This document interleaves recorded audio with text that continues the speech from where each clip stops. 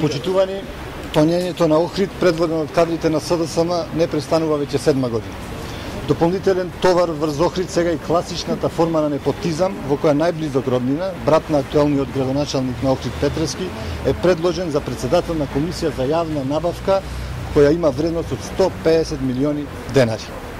Поизразена форма на непотизам и позиција за коруптивен момент досега не е забележана. Внимавајте, брат на градоначалник ќе раководи комисијата по однос на најголемата јавна набавка во Охрид.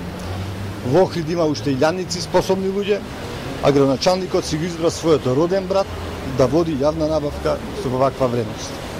Но она што ја шокира јавноста не е само овој чин на злоупотреба, туку и немањето на основно чувство за јавна одговорност од страна на градоначалникот, кој за јасниот случај на непотизам и корупцијски потенцијал, наместо да се извини на охридската јавност, тој во негов познат стил изјавува дека брат му бил стручен и квалитетен човек кој најдобро ќе завршил работата.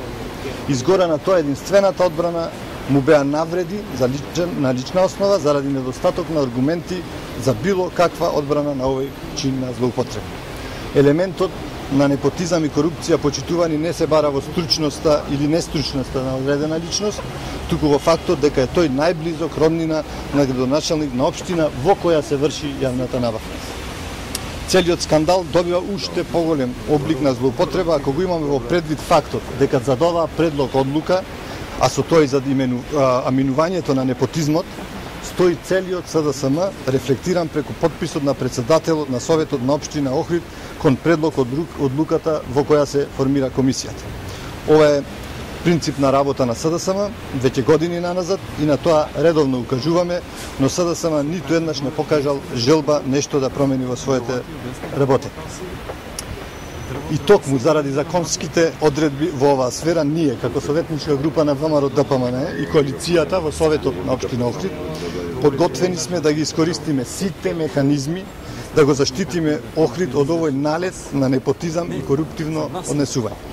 Се работи за класична форма на суди на интереси со именување на лице од прва крвна линија на позиција на која оној што именува го контролира именуваниот во донесување на одлуката. Затоа сме денеска тука и затоа бараме од антикорупцијската комисија како единствен надлежен орган за ваква форма на злоупотреба најитно да реагира и да го спречи тоа.